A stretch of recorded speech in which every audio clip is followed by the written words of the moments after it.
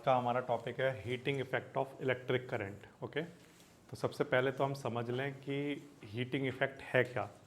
अगर आप किसी बल्ब को स्विच ऑन करने से पहले टच करके देखें और स्विच ऑन करने के अगर आप कुछ देर बाद उसको टच करके देखें तो आपको ये देखता है कि वो जो बल्ब है वो गर्म हो चुका है, हीट हो चुका है। ठीक है, तो ऐसा क्यों होता है इसको हम लोग समझेंगे। देखिए, मान लो आपके पास कोई एक कंडक्टर है। हम जानते हैं कि किसी भी कंडक्टर के पास बहुत सारे फ्री इलेक्ट्रॉन होते हैं जो कि रैंडम डायरेक्शन में मोशन करते हैं। तो ये बहुत सारे इलेक्ट्रॉन जो कि रैंडम मोशन करते हैं, जिनके मोशन को हम जिगजैग मोशन कहते हैं। ठीक है, ये कोई इधर मूव कर रहा है, कोई इधर जा रहा है, मतलब एक रैंडम मोशन यहाँ पर ऐसा करते रहते हैं एक कंडक्टर के अंदर। ठीक है, लेकिन जब इनको एक बैटरी से कनेक्ट किया जाता है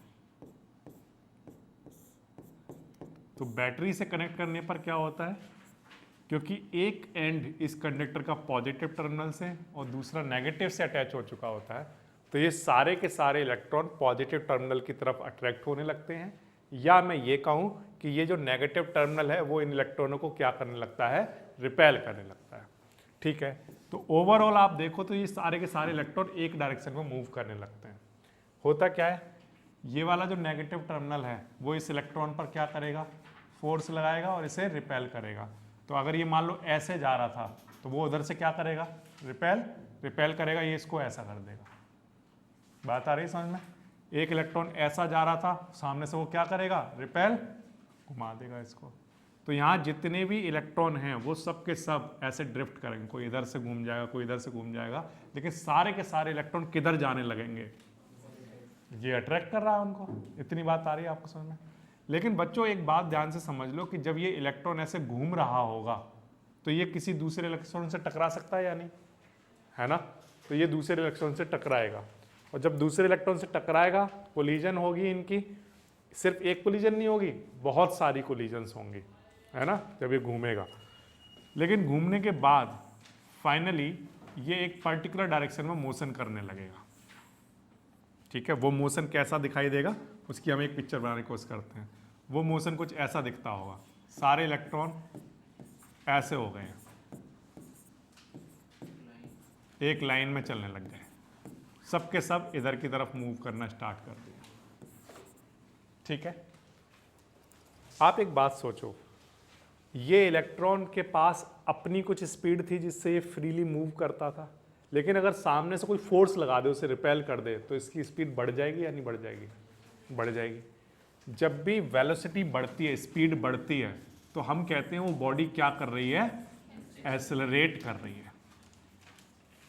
ये बात आ रही है आपको समझ में। ठीक है, जैसे मान लो ये वाला इलेक्ट्रॉन ऐसे आराम से घूम रहा होगा अपनी किसी स्पीड से, सडनली जैसे स्विच ऑन किया, इस पॉजिटिव वाले ने उसे खींचा तो एकदम से उसकी क्या हो गया होगा, स्पीड बढ़ गई होगी, वेलोसिटी बढ़ गई होगी। तो हम क्या कहेंगे, ये सडनली सारे के सारे इलेक्ट्रॉन क्या करना स्टार्ट कर दिए हैं, एक्सेलरेट करना स्टार्ट कर दिए हैं। जब भी इलेक्ट्रॉन एक्सेलरेट करेंगे तो एक्सेलरेट करने का मतलब है वो उनके पास एक क्या है, काइनेटिक एनर्जी, उनमें एक मोशन आ गया है, और मोशन के टाइम पर जो एनर्जी होती है उसे क्या कहते हैं, काइनेटिक एनर्जी। तो वो काइनेटिक एनर्जी उनकी किस में कन्वर्ट होने लगती है, हीट एनर्जी में। मतलब काइनेटिक एनर्जी हीट एनर्जी में कैसे कन्वर्ट हो जाएगी, तो इसका डेली लाइफ में भी एग्जांपल है।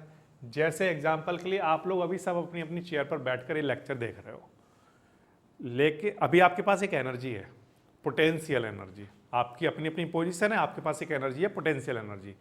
लेकिन अगर आपको सडनली बोला जाए कि आपको दौड़ लगानी है सबको 1 किलोमीटर का, ठीक है, तो आपकी जो पोटेंशियल एनर्जी है वो अब किस में कन्वर्ट हो रही है, काइनेटिक एनर्जी में।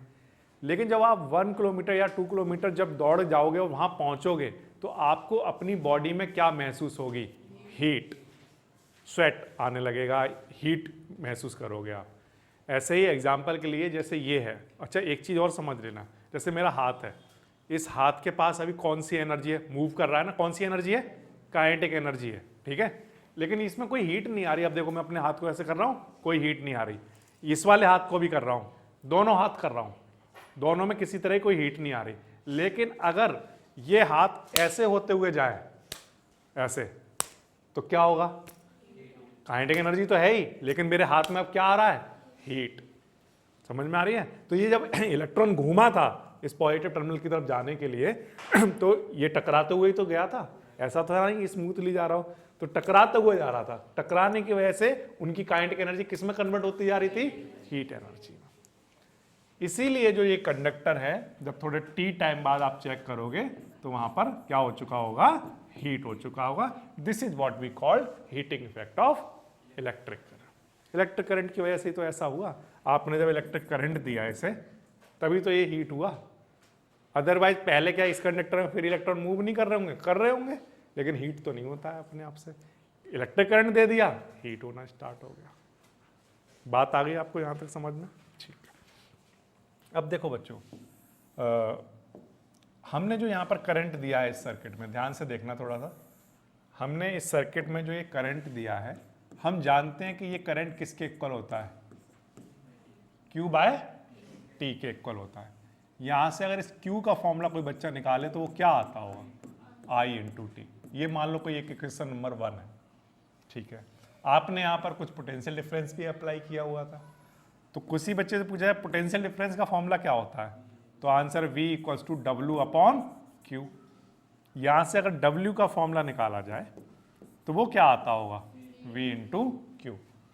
बट आपने तो मुझे बताया था Q कहीं लिखा हो, उसे क्या लिखा जा सकता है? IT। तो यहां से W ऐसे ही ठीक है, V ऐसी ठीक है, Q की जगह क्या? IT। क्या आ जाएगा? IT। ठीक है। तो ये क्या निकल कर आ गया? तो आंसर है वर्क निकल कर आ गया। ये कौन सा वर्क निकल कर आ गया? तो आंसर है ये वर्क कौन करवा रहा था? कौन करवा रहा था? अरे जब करंट गया था तभी तो ये सारे के सारे इधर आना शुरू हुए थे, है ना। तो ये करंट ने वर्क कराया इस सर्किट में, क्या क्या करने के लिए? हीट एनर्जी डेवलप करने के लिए। ठीक है। तो इलेक्ट्रिक करंट किसी सर्किट में हीट एनर्जी डेवलप करने के लिए जितना वर्क करता है ना, उसे क्या कहते हैं? Electric energy. याद रखना, क्या कहते हैं? एक बार फिर से, इस सर्किट में हीट कौन प्रोड्यूस कराता है? तो आप कहना electric current. Electric current heat energy produce कराने के लिए क्या करता हुआ? एक वर्क। वही वर्क क्या कहलाता है? Electric energy. Work done by electric current to produce heat in a circuit is known as electric energy. ठीक है। तो यानी कि यही वो वर्क है जो कि करंट ने किया था, और ये जो वर्क है, दिस वर्क इज कन्वर्टेड किसमें? Into heat energy. तो इसीलिए मैंने इस वर्क को एनर्जी नाम दे दिया, बट ये हीट एनर्जी है, इसे इलेक्ट्रिकल एनर्जी नाम नहीं दिया मैंने। क्या नाम दे दिया? Heat energy. अगर लेकिन कोई आपसे पूछे इलेक्ट्रिक एनर्जी क्या होता है, तो आप आंसर यही देना, ठीक है, कि जो करंट किसी सर्किट पर क्या करता है? वर्क करता है, उसे हीट कराने के लिए, हीट एनर्जी डेवलप करने के लिए, वो वर्क क्या कहलाता है? Electric energy. तो बेसिकली यहां पर जो इलेक्ट्रिक एनर्जी है या जो वर्क है वो किस में कन्वर्ट हो रहा है? हीट एनर्जी में। तो यहां पर मैं इस वर्क को H से डिनोट कर दे रहा हूं, ये हीट एनर्जी है, और हीट एनर्जी का फॉर्मूला क्या बन गया? VIT। ठीक है। ये जो फॉर्मूला बोर्ड पर लिखा हुआ है ना, इस फॉर्मूले को कहते हैं joules law of heating.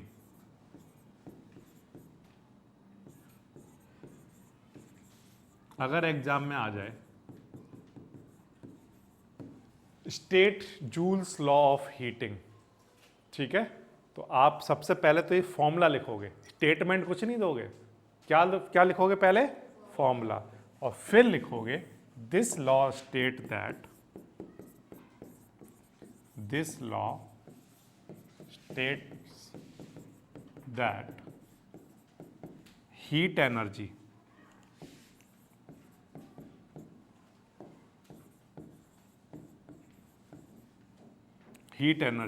Is directly proportional to V, जितना पोटेंशियल अप्लाई किया उस पर डिपेंड करती है, डायरेक्टली प्रोपोर्शनल टू आई जितना करंट फ्लो कराया उस पर डिपेंड करती है, डायरेक्टली प्रोपोर्शनल टू टी। बस ऐसे करके लिख के आओगे। This law states that heat energy directly proportional to this, directly proportional to this.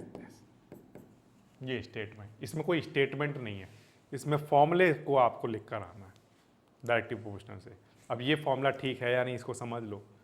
अगर बच्चों मैं आपसे ये कहता हूं कि आपने ज़्यादा बड़ी बैटरी लगाई होती तो ये ज़्यादा तेज़ी से इधर मूव करते हुए आते, क्योंकि ये वाला पॉजिटिव टर्मिनल ज़्यादा स्ट्रांग होता है ना। तो क्या होता, तेज़ी से आते, ज़्यादा तेज़ी से आते तो ज़्यादा टक्करें होती, ज़्यादा कोलिजन होते और हीट एनर्जी ज़्यादा बनती। बात आ रही है आपको समझ में। अगर V, और आप तो जानते ही हो V और I तो डायरेक्टली प्रोपोर्शनल होते हैं, तो अगर V के डायरेक्टली प्रोपोर्शनल तो ऑल्सो किसके होता होगा, I के होता होगा। T के डायरेक्टली प्रोपोर्शनल क्यों है, क्यों, आंसर है कि जितना ज़्यादा टाइम लगेगा, मतलब जितने ज़्यादा टाइम तक आप V और I फ्लो कराओगे उतना ही ज़्यादा वहाँ पर हीट एनर्जी प्रोड्यूस होगी। मतलब ये कि एक बल्ब, आप सोचना इसको, एक बल्ब 5 मिनट तक ग्लो कराया जाए तब ज़्यादा गर्म हो जाएगा, या एक बल्ब 5 घंटे तक ग्लो कराया जाए 5 आवर के लिए, है ना, तब ज़्यादा होगा। यानी कि जितना ज़्यादा टाइम तक वहाँ पर करंट फ्लो होगा उतना ही ज़्यादा वहाँ पर हीट एनर्जी डेवलप होगी। ये समझ आया आपको, ठीक। तो ये H equals to V I T formula बना। लेकिन आप लोग एक बात जानते हो, H equals to V I T ये जो फॉर्मूला है, इसमें आप लोग ओम्स लॉ भी तो पढ़कर आए हो कहीं पर। V इक्वल्स टू आपने क्या पढ़ा था, IR पढ़ा था। तो बच्चों H इक्वल्स टू वी ऐसे, ठीक नहीं, V की जगह मैं IR लिख सकता हूँ क्या, और पहले से क्या चल रहा है I, तो यहाँ क्या बन जाएगा स्क्वायर, और साथ में क्या चल रहा है T। तो H equals to I square R T, ठीक है। तो अगर एग्जाम में आ जाए ना कि H equals to I square R T proof करके दिखाओ, ठीक है, तो आप यही करना, पहले तो ये करना by the definition of electric current, by the definition of electric current I equals to, ठीक है, फिर Q इक्वल्स टू लिख देना I इंटू टी होगा, इक्वेशन नंबर 1 मार्क डाल देना। फिर लिखना by the definition of electric potential, V किसके इक्वल होता है अपॉन Q। यहाँ से W इक्वल्स टू क्या होता होगा V into Q, but Q first equation से क्या लिख देना IT, और फिर ये कह देना कि यही वो वर्क है जो इलेक्ट्रिक करंट ने किया और जो कि किस में कन्वर्ट हो रहा था, हीट एनर्जी में, तो वर्क की जगह हीट लिख देना। So H equals to V I T आ जाएगा, ठीक। अब वी आई टी वाले फॉर्मूले में V की जगह क्या लिख देना IR, V की जगह IR लिख देना, V की जगह, बट अभी और क्या बचा हुआ है IT, तो ये I और ये I मिलकर I स्क्वायर R, और ठीक है, यहां तक बात आ गई समझ। बट बच्चों एक बात और ध्यान से सुन लो, आप जानते हो I इक्वल्स टू क्या हुआ करता है, क्या हुआ करता है V अपॉन R। तो जरूरी नहीं है कि H equals to V I T वाले फॉर्मूले में V की वैल्यू रखी जाए। कोई बच्चा ऐसा भी तो कर सकता है कि वहां पर V ऐसे ही रखे, I की जगह क्या लिख दे V अपॉन R, साथ में T चल रहा है, तो यहां से क्या बन जाएगा V square upon R into, ये भी हीट एनर्जी का फॉर्मूला है। तो डिपेंड करता है कि अगर आप कोई न्यूमेरिकल कर रहे हो तो उस न्यूमेरिकल में V गिवन हो, T गिवन हो, R गिवन हो, सीधा ये निकल जाएगा इससे, ठीक है, या इससे निकाल लो या VIT से निकाल लो, हीट एनर्जी आप किसी भी फॉर्मूले से निकाल सकते हो। आंसर सेम आना है सबका, डिपेंड करेगा हमें न्यूमेरिकल में क्या क्या दे दिया, जैसे ऐसी क्वांटिटी देगा वैसे वैसे निकाल सकते हो, ठीक है, ओके। ये बहुत ज़्यादा टेंशन लेने की ज़रूरत नहीं है कि इतने फॉर्मूले याद करने पड़ेंगे, ये फॉर्मूले कुछ भी नहीं है। अगर मान लो आपको कुछ जो क्वांटिटी है वो नहीं दे रखी है तो आप अलग से निकाल सकते हो। ओम्स लॉ से V equals to V upon R करके क्या निकाल सकते हो, I निकाल ही सकते हो। तो वो इस फॉर्मूले से ही सारे काम होते रहेंगे वैसे तो, बट वो आपको अलग से करने पड़ेंगे। अब अलग से ना करना चाहो तो ये डायरेक्ट फॉर्मूले याद कर लो, ठीक है। तो ये तो बात हो गई जूल्स लॉ ऑफ हीटिंग की। इलेक्ट्रिक पावर को समझने की कोशिश करते हैं। ये मैंने आपके सामने बोर्ड पर 2 सर्किट बनाए हैं। इन सर्किट में जैसे ही आप स्विच ऑन करते हो, यहाँ पर कौन फ्लो होगा, इलेक्ट्रिक करंट, और वो इलेक्ट्रिक करंट इस बल्ब को ग्लो करेगा। कैसे करता होगा? तो आंसर है कि जब ये इलेक्ट्रिक करंट यहाँ पर जाएगा तो वो यहाँ पर यहाँ जो फिलामेंट लगा हुआ है उस फिलामेंट को हीट करेगा, ठीक है। हीट करके उसको ग्लो कराएगा। जितना ज़्यादा हीट कर रहा होगा उतना वो ज़्यादा ग्लो करेगा, जितना कम हीट करेगा उतना कम ग्लो करेगा। यानी कि करंट अगर कम जाएगा तो कम ग्लो करेगा, ज़्यादा करंट जाएगा तो ज़्यादा ग्लो करेगा। इतनी बात आ रही है आपको समझ? ये बेसिकली काम कौन कर रहा है इसको हीट एनर्जी देने का? करंट। तो करंट कुछ ना कुछ वर्क करता है, वो वर्क पर यूनिट टाइम क्या कहलाता है? Electric power. ये बात आ गई आपको समझ में? अब बच्चों मान लो करंट तो सेम देंगे हम, मान लो ये भी एक सर्किट है, ये भी सर्किट है, इसमें बल्ब लगा रखा है एक, ठीक है, और यहां पर हमने एक एसी लगा रखी है। अब मान लो दोनों जगह सेम हमने वोल्टेज दिया 220 वोल्ट, यहां पर भी हमने दिया क्या, जो हमारे घरों में सप्लाई आती है उसकी बात कर रहा हूं, बट दिखा बैटरी से रहा हूं उसको, ठीक है। 220 वोल्ट की बैटरी लगा रखी है हमने। अब दोनों में करंट कैसा बनेगा? सेम बनेगा। ये बात आ रही है आपको समझ में? थोड़ी देर के लिए मान लो कहता हूं कि यहां पर 5 एम्पियर का करंट बना, ऑफ कोर्स सर यहां पर भी 5 एम्पियर का ही बन रहा है फिर एग्जांपल के लिए, ठीक है। तो अब ध्यान से सुनना, 5 एम्पियर वाला ये जो करंट है तो इसमें एक पर्टिकुलर अमाउंट में एनर्जी प्रोड्यूस कराता होगा, है ना। मान लो एग्जांपल के लिए ये 10 जूल एनर्जी ले रहा है इन 1 सेकेंड। कितना? पर सेकंड में 10 जूल एनर्जी लेता है और ये ग्लो कर रहा है, ठीक है। 10 जूल एनर्जी कौन सी ले रहा है सर? ये जो ये करंट जो इसको प्रोवाइड करा रहा हो, करंट क्या है? करंट का मतलब इलेक्ट्रॉनों का फ्लो। इलेक्ट्रॉनों का फ्लो का मतलब कौन सी एनर्जी? Kinetic energy. कौन सी? और वो काइनेटिक एनर्जी इसको कन्वर्ट होकर किस में कन्वर्ट होकर हो रही होगी? हीट एनर्जी में। तो इसे 10 जूल एनर्जी कौन सी मिल रही है? Heat energy. लेकिन दरअसल वो है कौन सी एनर्जी उससे पहले? काइनेटिक एनर्जी है। तो इसका मतलब इसके पास तो एक फिक्स अमाउंट में एनर्जी होगी, वो उसको पर सेकंड 10 जूल एनर्जी देके अपना काम करा रही है। लेकिन अब यहाँ आ जाओ, यहाँ पर भी वही सेम काम है, यहाँ पर भी इनके पास काइनेटिक एनर्जी है वही, जितनी वहाँ है उतनी यहाँ है। और लेकिन यहाँ पर जो ये एसी है ये उतनी एनर्जी पर काम नहीं कर रही। इसका मतलब इसे ज़्यादा एनर्जी चाहिए। ये बात आ रही है आपको समझ में? इसको ज़्यादा एनर्जी कंज्यूम कर रही है। ये कौन सी वाली एनर्जी ज़्यादा कंज्यूम कर रही है? Heat energy. आप अच्छा एक बात ध्यान रखना, हर जगह हीट एनर्जी नाम नहीं दोगे। आपको एसी को क्या हीट देनी पड़ती है? नहीं। मैंने आपको कहीं पर बताया था कि यहाँ पर जो हीट एनर्जी है वो दरअसल कौन सी एनर्जी है? Electric energy. कौन सी? आगे वाली जो एनर्जी वो तो सब में सेम है। इलेक्ट्रिक करंट का मतलब काइनेटिक एनर्जी, और काइनेटिक एनर्जी किस में कन्वर्ट हो रही है? इलेक्ट्रिक एनर्जी में। वो इलेक्ट्रिक एनर्जी को समटाइम हम क्या कह रहे हैं? Heat energy. यहां पर भी तो आप थोड़ी देर के लिए एनर्जी कहना स्टार्ट कर दो, हीट या इलेक्ट्रिक टर्म हटा दो, इसको भी एनर्जी चाहिए। ये 10 जूल में इसका काम चल रहा था, ये बड़े आराम से दे रहा था, लेकिन इसका 10 जूल में काम नहीं चल रहा, तो ये अगर ऑन ही नहीं हो रही, चल ही नहीं रही, इसका मतलब इसे जितनी चाहिए उतनी एनर्जी नहीं मिल रही है। तो क्या करना पड़ेगा बताओ आपको? तो आंसर है कि इलेक्ट्रिक करंट की वैल्यू क्या करनी पड़ेगी? बढ़ानी पड़ेगी। तो इसके लिए हमने कौन सा रखा? 20 एम्पियर। 20 एम्पियर करंट से प्रोवाइड कराया, उससे यहां पर क्या होगा? ज्यादा एनर्जी पहुंचेगी, ज्यादा काइनेटिक एनर्जी कन्वर्ट होगी, और जितनी एनर्जी इसे चाहिए उतनी इलेक्ट्रिक एनर्जी इसको मिलती रहेगी।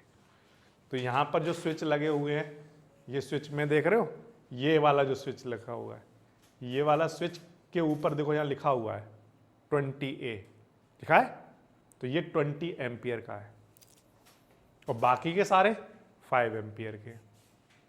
तो हमने यहाँ पर अपना इन्वर्टर कनेक्ट किया है, ठीक है। तो ये 20 एम्पियर का पावर वाला है, या वो जो पीछे आप देख रहे हो जो ये एसी चल रही है, वो एक हमने वहाँ पर एमसीबी लगाई हुई है। वो जो एमसीबी है वो 25 एम्पियर की है। तो उसको हमने ऐसा क्यों किया? तो आंसर है उससे ज़्यादा एनर्जी कंज्यूम करता है वो, 1 सेकंड पर सेकंड ज़्यादा कर रहा है, तो उसको ज़्यादा करंट देना पड़ेगा। अब सर आप ज़्यादा करंट दोगे कैसे? आप तो कह रहे थे कि सर यहाँ पर 220 वोल्ट ही है, कैसे दोगे? तो आंसर है यहाँ तो वोल्टेज 220 ही ठीक है, लेकिन यहाँ पर ये जो वायर है इसको हम क्या कर देंगे? थिक कर देंगे। कर सकते हैं या नहीं? तो एसी के लिए हम लोग थिक वायर यूज करते हैं, आपने देखा होगा। एसी के लिए वायर मोटा वाला होता है, ठीक है, तो ये थिक वायर यूज होगा इसके लिए सब जगह, ऐसा थिक वायर। थिक वायर का मतलब क्या हो गया? ज्यादा इलेक्ट्रॉन आया ना। ज्यादा इलेक्ट्रॉन का मतलब ज्यादा काइनेटिक एनर्जी, ज्यादा काइनेटिक एनर्जी का मतलब ज्यादा इलेक्ट्रिक एनर्जी। हो गया काम? बैटरी वही है। क्लियर है ये बात आपको? Okay, so what do you mean by electric power? तो आंसर है work done by electric current, work done by electric current per unit time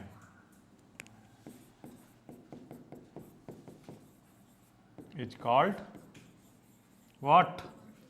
Electric power.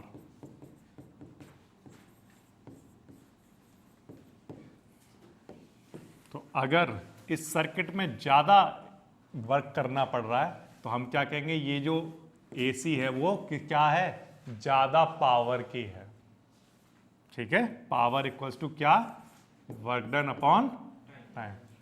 अगर ज़्यादा वर्क करना पड़ रहा है यानी कि वो अप्लायंस ज़्यादा पावर का है।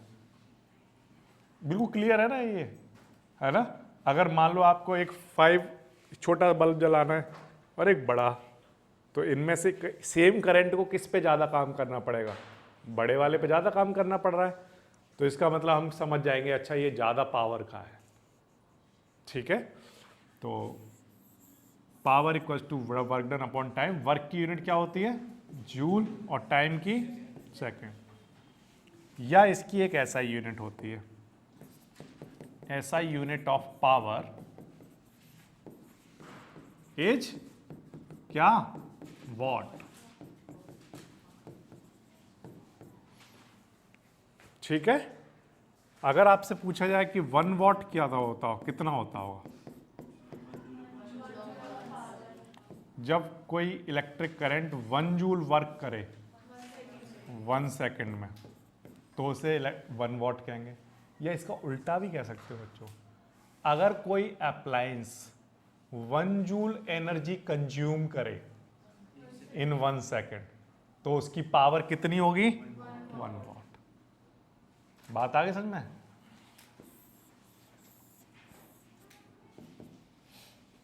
इसकी एक कमर्शियल यूनिट भी है, उसको भी पढ़ लो। कमर्शियल यूनिट क्या है? जैसे ये 1 वॉट है ना, ऐसे 1 किलो वॉट भी पूछ लिया था, 1 kilowatt hour, 1 kilowatt hour, ठीक है। ध्यान देना, 1 ऐसी, ठीक है। किलो का मतलब कितना होता है? 1000, और वॉट ऐसी, ठीक है। आर का मतलब कितना होता है? सेकंड में कन्वर्ट करें 3600, तो ये कितना बन गया? 36, 1 2 3 4 5, कितने? 10 टू द पावर 5। और यहाँ पर कितना आ गया? वॉट, और इनटू में क्या आ गया? सेकंड। अब देखो बच्चों, वॉट इनटू सेकंड क्या होता होगा, बता सकते हो? अगर कहीं पर वॉट इनटू सेकंड लिखा हो तो इधर क्या बच जाता होगा? जूल। जूल, तो कहीं पर वॉट इनटू सेकंड लिखा हो उसे जूल लिखा जा सकता है, ठीक है। और इस क्वांटिटी को आप स्टैंडर्ड फॉर्म में लिखना चाहें तो ऐसे लिख सकते हैं 3.6 इंटू 10 टू द पावर 6। नीचे एक 10 बना लिया और ऊपर 10 से मल्टीप्लाई करा दिया, तो ऊपर 10 से कराया होगा तो कितना बन गया होगा? 10 की पावर 6, और नीचे जो 10 से कराया था उसकी वजह से यहाँ पॉइंट आ गया, ठीक है। तो ये कितना बन गया? 3.6 into 10 to the power 6 joule. इतना क्या? 1 किलो वॉट आवर के इक्वल हो गया। ठीक है। 1 किलोवाट आवर को बच्चों हम लोग यूनिट भी कहते हैं, याद रखना। अगर कोई पूछे कि यूनिट निकालो, यूनिट किसकी निकालते हो आप लोग? और यूनिट टर्म सुना है अपने घर में कभी? हमारा आता है ना इलेक्ट्रिसिटी बिल, इलेक्ट्रिसिटी बिल में होता है ना कि इतनी यूनिट कंज्यूम की आपने, यानी इतने किलोवाट आवर आपने कंज्यूम किए। और आपको अपने घर का अगर इलेक्ट्रिसिटी बिल निकालना हो पहले ही, आने से पहले कि कितना हुआ होगा, तो आप पता कर सकते हो। मान लो आपके पास, एग्जाम्पल के लिए मान लो आपके घर में 4 बल्ब हैं, वो बल्ब की जगह रॉड या एक्सेट्रा कुछ भी हो सकता है, मैं सिर्फ एग्जाम्पल के लिए बता रहा हूँ। और मान लो ये है 10 वॉट 10 वॉट 10 वॉट 10 वॉट, ठीक है। 4 बल्ब मान लो आपके घर में आप चलाते हो 1 आवर के लिए, कितना? तो कितना बिजली का बिल आएगा? तो वो निकाल सकते हो। कैसे? देखो, हम जानते हैं कि पावर इक्वल्स टू क्या होता है? Work done upon time. दरअसल ये जो वर्क है ये क्या है? एनर्जी। वर्क क्या होता है? जो एनर्जी कंज्यूम हो रही है। देखो, अगर इलेक्ट्रिक करंट की साइड से देखोगे तो क्या लिखना होगा? वर्क। और अगर अप्लायंस की साइड से देखोगे तो वो वर्क हमारे लिए, उस अप्लायंस के लिए क्या है? एनर्जी। ठीक है, तो इसी वर्क को हमने एनर्जी लिख दिया। तो यहां से एनर्जी इक्वल टू बता सकते हो क्या होता होगा? पावर इनटू, यही होता होगा। ठीक है, तो ओके। अब देखो पावर कितनी है टोटल, कितनी यूज कर रहे हो? 40 वॉट। कितने देर के लिए कर रहे हो? 1 आवर। 1 आवर में कितने सेकंड होते हैं? 60 सेकंड। तो कितना हो गया बोलो? 2400। इतना क्या? जूल। इतना क्या आया? जूल। नहीं, जूल नहीं आया। जूल अभी फिलहाल के लिए कह सकते हो जूल आया, बट इसको हमें ऐसे लिख लेना चाहिए जिससे कि आपको बात समझ में आ जाए। पावर की यूनिट क्या होती है? वॉट। और टाइम की यूनिट क्या होती है? सेकंड। इतना ही होती है। अच्छा, मुझे क्योंकि यूनिट निकाल के देनी है ना, तो आप एक काम और करना।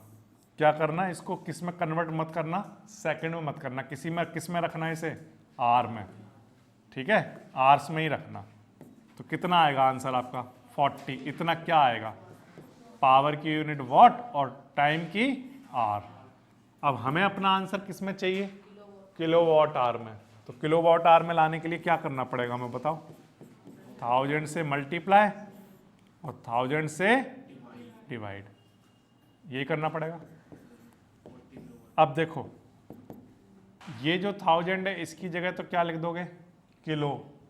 और साथ में क्या चल रहा है? Watt and hour. और इससे ये कैंसिल, तो और क्या बचेगा? 0.04। इतना किलोवाट आवर। ये इतनी यूनिट आपने खर्च की। ठीक है, अब मान लो एक यूनिट है, सपोज करते हैं हमारे एरिया में 6 रुपीज़ की। ठीक है, एक यूनिट का क्या रेट है? 6 रुपीज़। वो सब जगह फिक्स होता है अलग अलग एरिया में।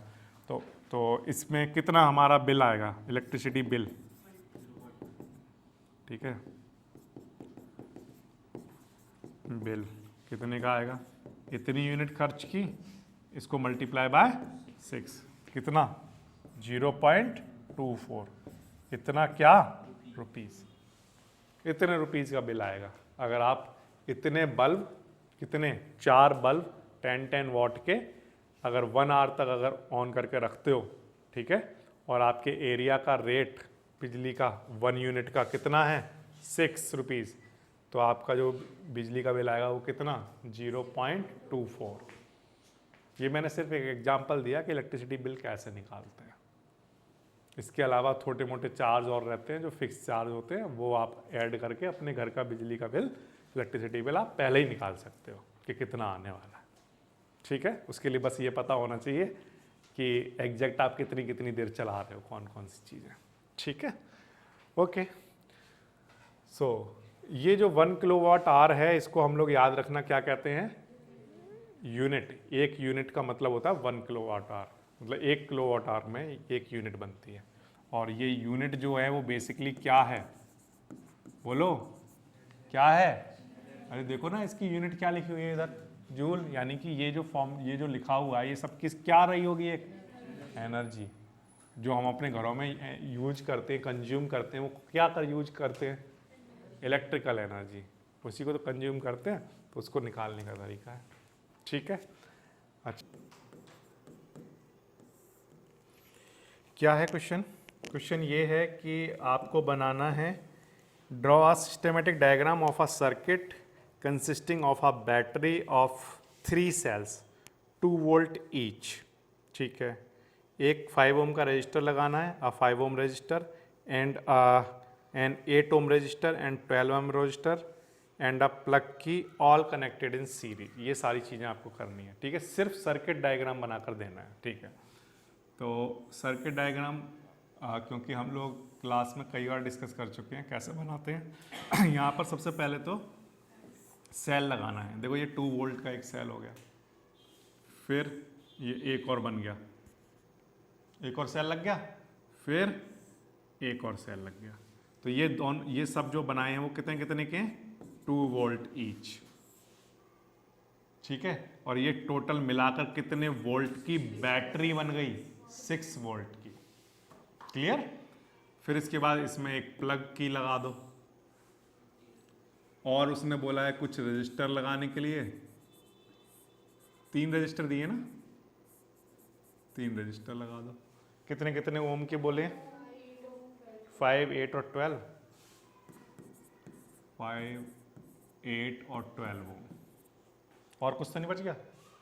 सब लगा दिया, बस बन गया। यहाँ से ऐसे करंट फ्लो होगा, यहाँ पॉजिटिव या नेगेटिव टर्मिनल दिखा दो। This is the systematic diagram. Okay okay, ये तो हो गया पहला क्वेश्चन। इसके बाद next, redraw the circuit of question this and putting in an ammeter to measure the electric current through the resistor and voltmeter to measure the voltage across 12 ohm resistor। आसान है। देखो, एक तो उसने कहा है कि इसी वाले सर्किट में एक तो एमीटर लगा कर दिखाओ। बहुत आसान है, कैसे लगाओगे? तो आंसर यहाँ लगा देते हैं। ये लो, ये लगा दिया एमीटर, इसका पॉजिटिव टर्मिनल इसके पॉजिटिव टर्मिनल से कनेक्ट और नेगेटिव नेगेटिव से कनेक्ट। फुल करंट दिखाएगा ये एमीटर, जितना भी चाहिए। ठीक है, और उसने बोला एक वोल्ट मीटर लगाकर दिखाओ। 12 ओम के अक्रॉस लगाना है, तो इसको पैरेलल लगाते हैं। कैसे लगाओगे? यहाँ से और यहाँ से, बिटवीन द 2 पॉइंट। ये वोल्ट मीटर लग गया। ठीक है, इसका पॉजिटिव टर्मिनल ये पॉजिटिव से कनेक्ट है और इसका ये नेगेटिव नेगेटिव। ठीक है, तो ये इस 12 ओम के पैरेलल लगा दिया, तो ये यहाँ पर जितना भी वोल्टेज आ रहा होगा इस 12 ओम वाले में उसको दिखाएगा, और एमीटर इस पूरे सर्किट का करंट दिखाएगा। समझ में आ गई बात कैसे करना है? ठीक है, इसके बाद पूछ रहा है what would be the reading in the ammeter and voltmeter. Okay, उसको हम सॉल्व कर लेते हैं। देखो कैसे करोगे। इस सर्किट का जो वोल्टेज आपने दिया हुआ है, टोटल वोल्टेज कितना है, और रेजिस्टेंस, तो आंसर है ये सारे के सारे सीरीज में लगे हुए हैं। तो कितना हो गया? 5 + 8 + 12, 25 ओम। ये इक्विवेलेंट रेजिस्टेंस है। अब सबसे पहले करंट निकाल लो। एमीटर की रीडिंग बता रहा हूँ कैसे निकालेंगे। एमीटर की रीडिंग निकालने के लिए पहले करंट निकाल लो। करंट की वैल्यू क्या होती है बोलो? करंट कैसे निकालते हो? V = IR होता है, तो V/R आ जाएगा। वोल्टेज कितना है? 6। रेजिस्टेंस कितना है? 25। 25 से इसको डिवाइड करा लो। तो इसको जब आप डिवाइड कराओगे तो ये आंसर बनेगा 0.24।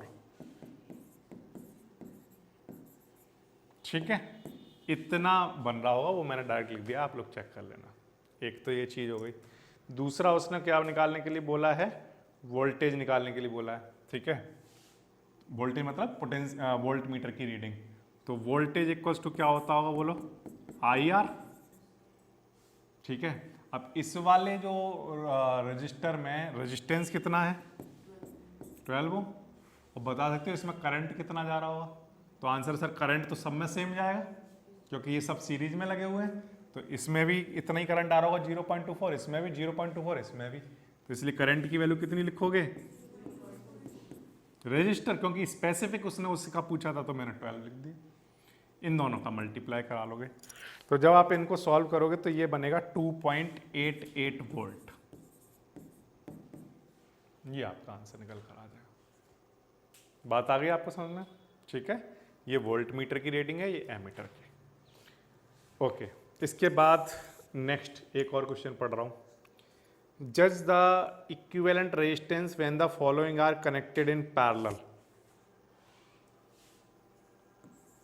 क्या क्वेश्चन है? जज the equivalent resistance when the following are connected in parallel. A part है 1 ओम एंड 10 की पावर 6 ओम, ठीक है, और बी पार्ट है 1 ohm and 10 to the power 18 ohm and 10 to the power 6 ohm, 3 है। देखो ये रजिस्टर बच्चों हमें सीरीज पैरेलल लगाने हैं, सॉरी कैसे लगाने हैं? पैरेलल में। हम लोगों ने जब पैरेलल कॉम्बिनेशन को पढ़ा था तो हमें एक बात याद है हमें तब से कि जब भी पैरेलल कॉम्बिनेशन में आप लगाओगे तो जो इक्विवेलेंट रेजिस्टेंस होगा वो इंडिविजुअल रेजिस्टेंस से हमेशा स्मॉल होगा। ये बात आ रही है समझ में? तो इनको आपको सॉल्व करने की जरूरत नहीं है, आप इनको सीधा डायरेक्ट जज कर सकते हो कि जो इसका इक्विवेलेंट रेजिस्टेंस आता होगा उसकी वैल्यू किससे कम रह रही होगी। बताओ इन दोनों में से किससे कम रही होगी? तो आंसर है हर हाल में ए पार्ट का आंसर आएगा कि जो इक्विवेलेंट रेजिस्टेंस होगा वो क्या रहा होगा? Less than. ये बात समझ में आई कैसे कर दिया मैंने? जो इक्विवेलेंट रेजिस्टेंस का आंसर होता है वो इंडिविजुअल रेजिस्टेंस से पैरेलल के केस में कैसा होता है? स्मॉल। तो इससे भी स्मॉल होगा और इससे भी स्मॉल होगा। इन दोनों में से कौन स्मॉल है? ये। तो यानी कि हमारा जो आंसर आएगा वो इससे क्या होगा? स्मॉल होगा। इसी तरह से बी पार्ट में इक्विवेलेंट रेजिस्टेंस का जो आंसर आ रहा होगा वो किससे स्मॉल होगा? इन तीनों में से 1 ओम। ठीक है, बड़े वाले कितने भी आप 10 की पावर 100, 1000 कुछ भी लिख दो, उससे कोई फर्क नहीं पड़ता। हमारा इक्विवेलेंट रेजिस्टेंस का आंसर इनमें से जो तीनों में से जो सबसे छोटा होगा उससे कम आ रहा होगा। ये बात है, क्लियर? 16, ठीक है। उसका क्वेश्चन नंबर, ठीक है, 216 पर ही क्वेश्चन नंबर 2 है, इन टेक्स्ट क्वेश्चन, उसको पढ़ रहा हूं। An electric lamp of 100 ohm, a toaster of resistance 50 ohm and a water filter of resistance 500 ohm are connected in parallel. ठीक है, कर देंगे। कैसे? सबसे पहले तो हम 3 चीज़ों की बात करेंगे।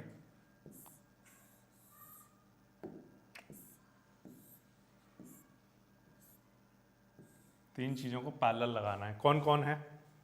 लैंप, और कौन है? टोस्टर, और कौन है? Water filter. ठीक है, ये तीनों कैसे लगाए गए हैं? पैरेलल लगाए गए हैं। ठीक है, कोई प्रॉब्लम नहीं। इन सबको कनेक्ट किया गया है किससे? इनको कनेक्ट किया गया है 220 वोल्ट की बैटरी से।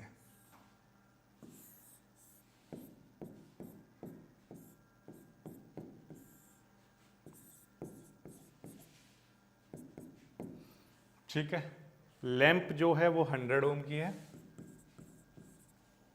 टोस्टर जो है वो 50 ओम का है ना? ऐसे दिया है ना?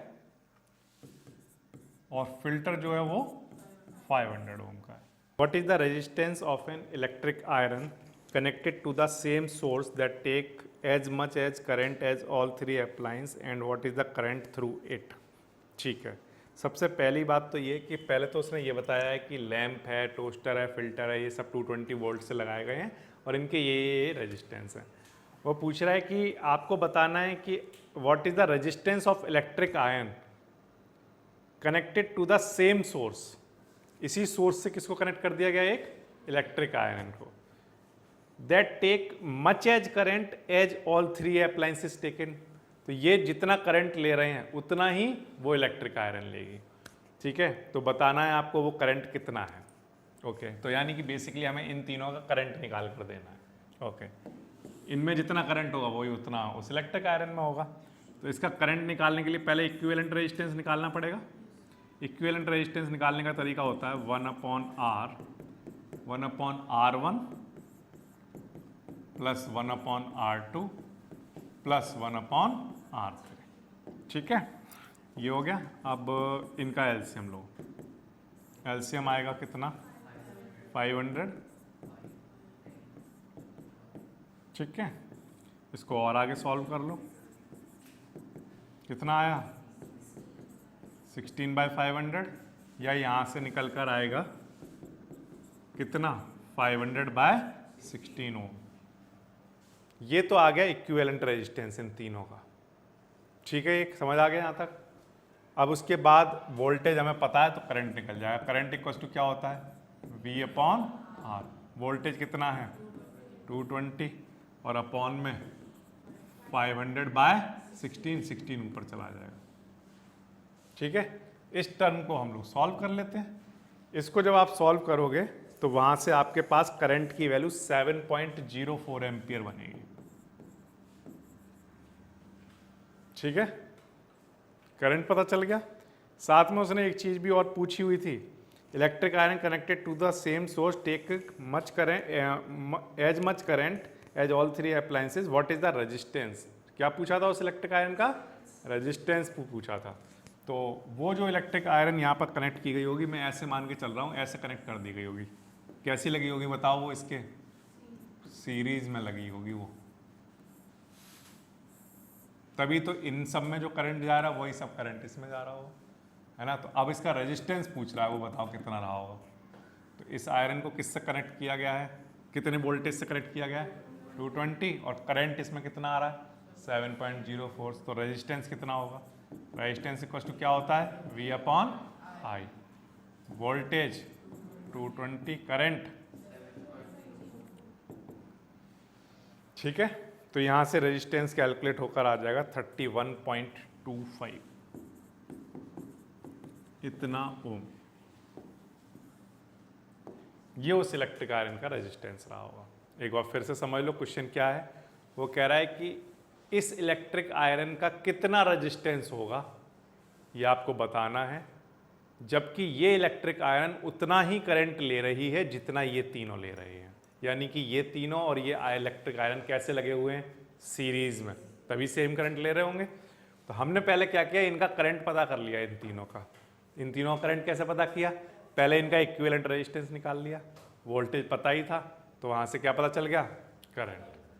अब करंट पता है और वोल्टेज पता है तो इसका क्या निकल जाएगा? रेजिस्टेंस। समझ आ गया? कोई भी सपना साकार करने के लिए सबसे जरूरी है सही कोच का होना। चुनिए GS क्लासेस को और करें अपने बोर्ड एंड JEE का सपना साकार। Download the app now.